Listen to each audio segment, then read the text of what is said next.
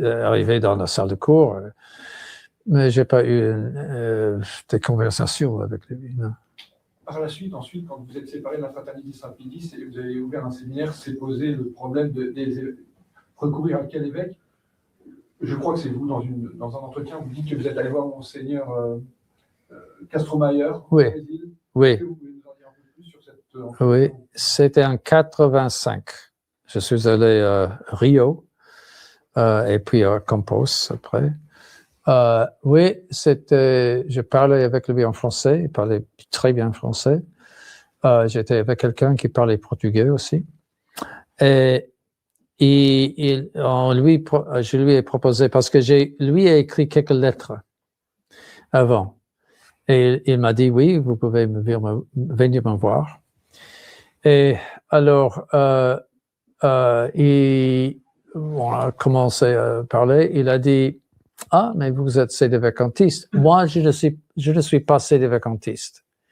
Mais si vous êtes sédévacantiste, allez à Guérard. Et je vais citer exactement comme il a dit, allez à Guérard.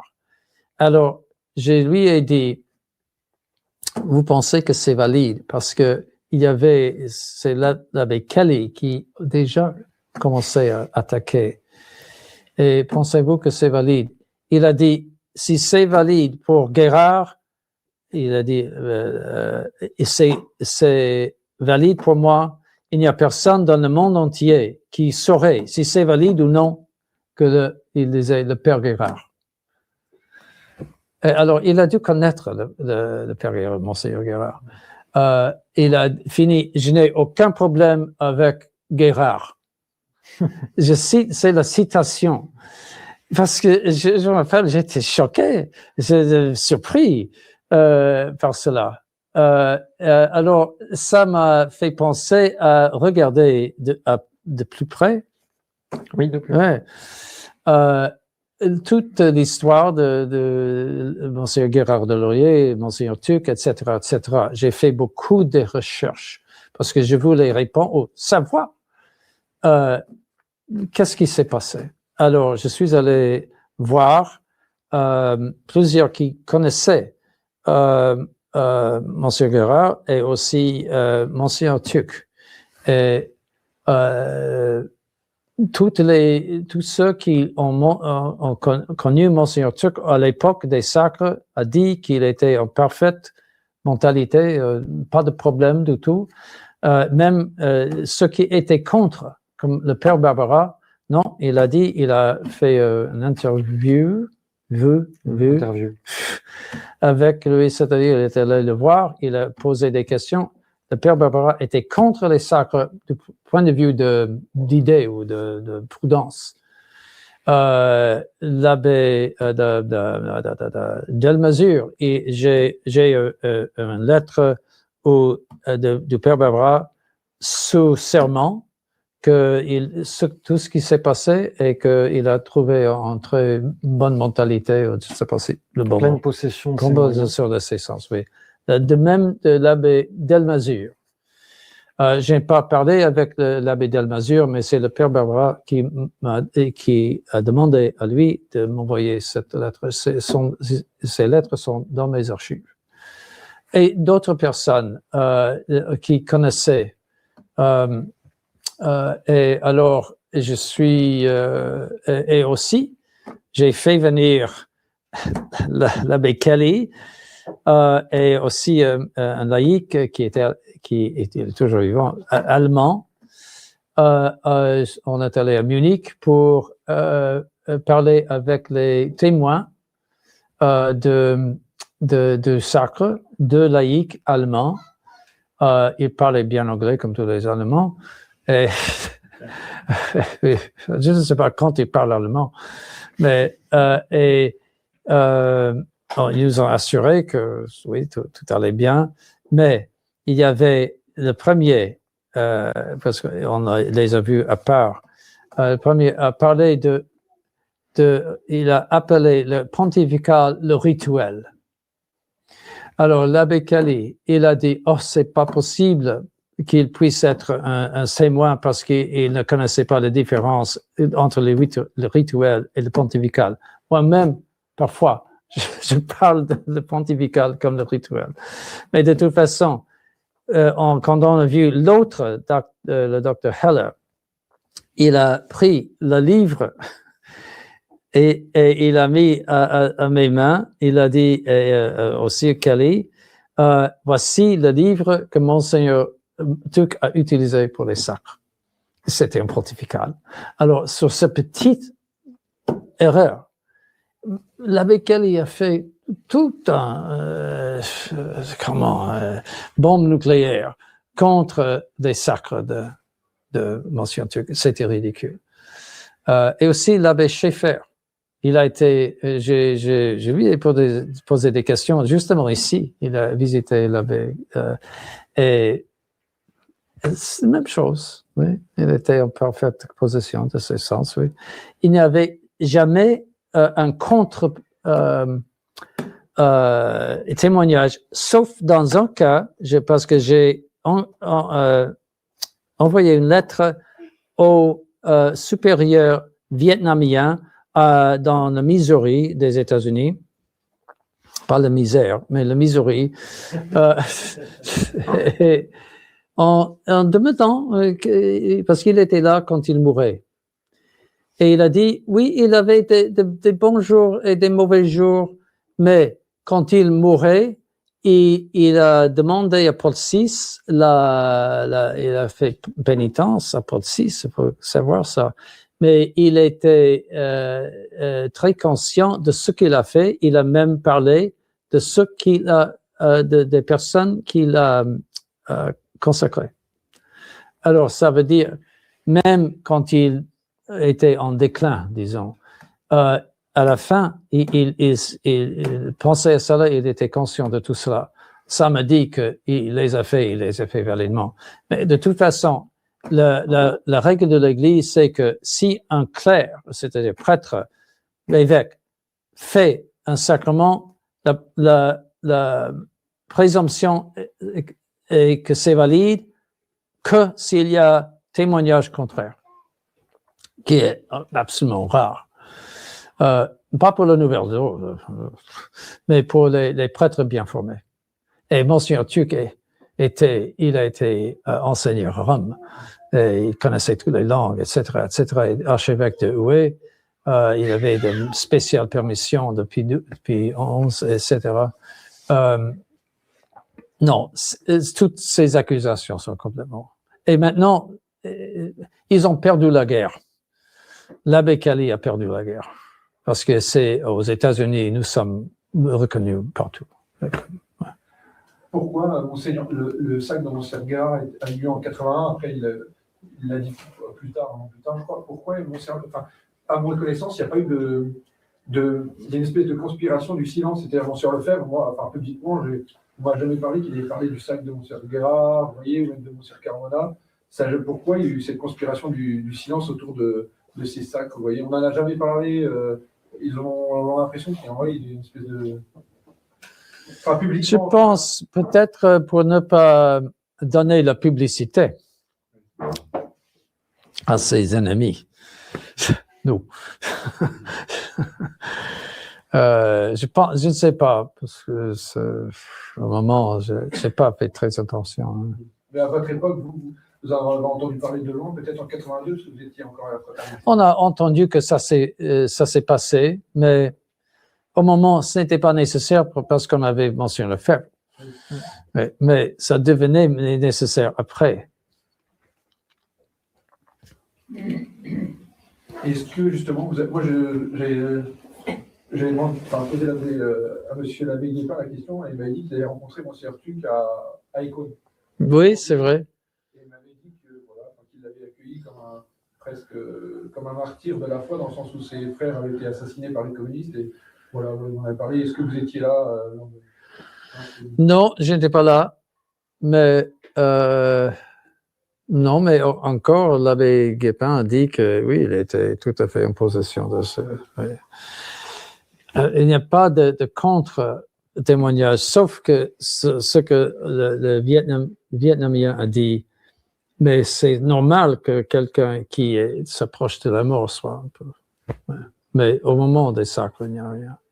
Il était aussi à New York, dans l'État de New York, Rochester, et chez des franciscains traditionnels.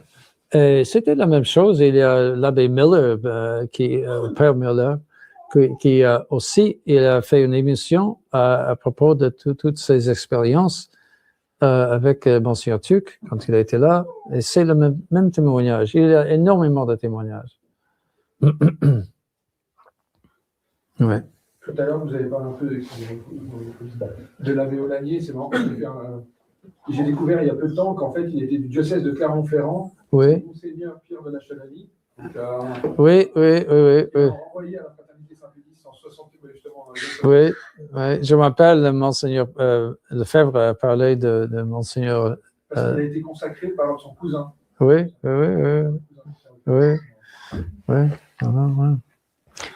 C'était pour pouvoir incardiner l'abbé Olanier, parce que sinon, enfin, dans l'Église, il faut avoir un statut légal, être dépendant d'un diocèse, d'un évêque. Oui. Et donc, Monseigneur de la Chevalier, qui était évêque de Clermont-Ferrand à cette époque-là, qui était ami de Monseigneur Lefebvre, a rendu ce service à Monseigneur Lefebvre en incardinant dans son diocèse l'abbé Paul Olanier, qui était le deuxième prêtre ordonné par Monseigneur Lefebvre dans le cadre des cônes, le premier étant l'abbé Peter Morgan. Oui. Il a aussi utilisé un évêque en Espagne de Guadalajara, Sigüenza. Mais c'était dans les années tôt, c'est-à-dire le commencement. Et tout ce qui est, vous avez eu des discussions avec l'abbé Philippe Laguéry, parce que c'est souvent des gens qui attaquent notre position actuellement, et c'est un peu piquant de savoir que même ont tenu cette position dans les années 80. Au moins jusqu'en 94, en tout cas pour l'abbé Philippe Laguéry. Et j'ai vu un témoignage du père Barbara dans un livre où il dit qu'il l'a croisé à l'enterrement de l'abbé Coache. Et le père Barbara, il a dit au père Barbara, l'abbé Philippe Laguéry a dit au père Barbara qu'il n'y avait pas de pape, que Jean-Paul II n'était pas pape. Alors, une discussion avec l'abbé Laguéry, non. Philippe. Oui, parce qu'ils sont deux frères. Oui, je connaissais les deux parce que j'ai visité l'autre à Nancy. Comment ça s'appelle-t-il? Il y avait un prêtre à Nancy, non,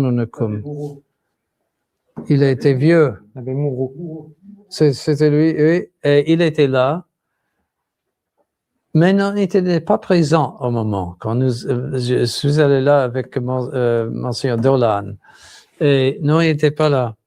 Mais je connaissais, moi. Mais celui que je connais le mieux, c'est celui qui était con quand c'est Philippe. Philippe. Et il était sédévacantiste quand je l'ai connu à Icône. Mais ça a changé, je suppose. Donc il y a beaucoup finalement de durs qui sont devenus mous. Quand on voit Jean Gérard, l'abbé Laguéry, le père de Binière aussi, qui est maintenant. On ne peut pas lui parler de.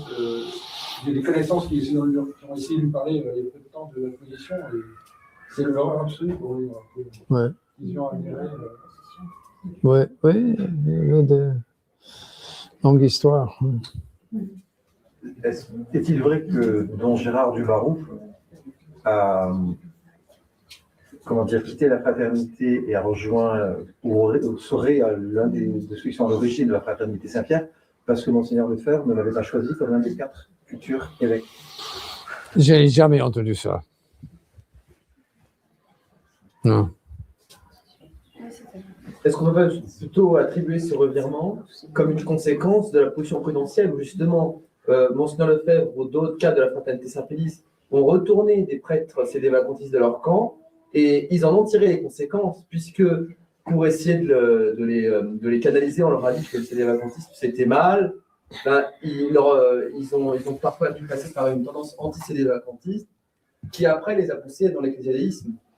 Je ne comprends pas votre question, c'est un peu compliqué. Est-ce que le fait qu'il y ait des gens des prêtres qui aient quitté Monseigneur Lefebvre pour aller dans une position plus ecclésiadei, est-ce que c'est la conséquence des principes même de la position de Monseigneur Lefebvre? C'est-à-dire, on reconnaît mais on résiste. Oui. Du coup, il y en a qui partent quand même vers les modernistes un petit peu. Oui, justement, oui, parce que sédévacantisme et nouvel-ordisme, ce sont les deux choses cohérentes. le févrisme n'est pas cohérent. C'est uniquement, ça tient uniquement par la autorité ou la réputation de Monsieur Lefebvre. Et il y avait un prêtre de la fraternité qui nous a rendu visite assez récemment, et on a eu une conversation théologique avec lui, et à la fin, j'ai dit, mais vous faites Monseigneur Lefebvre un prophète. Mais il a dit, il est un prophète, et Dieu l'a nommé prophète. Alors, je suis presque par terre quand il a dit cela. Il n'y a rien plus rien à dire. Alors, s'il est prophète, il est au-dessus du pape. Oui. Alors, c'est ça le problème. C'est cette idée de Monsieur Lefebvre. Il est le saint que Dieu nous a donné pour nous mener à travers ce problème dans l'Église. On ne peut rien dire après cela. Il n'y a pas de théologie dans leur tête. Ouais. Je ne sais pas si c'est leur... Alors, oui, il y a les deux positions cohérentes. Et puis, il y a la position non cohérente. Il me semblait justement qu'il y avait aussi finalement la question des vents contraires. C'est que quand on est sur une tendance affirmée, bien affirmée, quand on vous pousse à vous modérer, parfois, ça vous pousse pas seulement vers la position modérée, mais vers la position inverse. Puisqu'on va vous vacciner contre la position extrême. Vous voyez ce que je veux dire? Pas exactement. Si vous tendez vers le cédévacantisme et que ça inquiète votre supérieur et qui va vous dire faites attention, c'est très dangereux le cédévacantisme et qui va vous en dégoûter, vous risquez de devenir tellement anti-cédévacantiste qu'à la fin vous allez même tomber dans la tendance vraiment inverse. Oui, c'est possible, je ne sais pas, mais c'est la psychologie de chacun.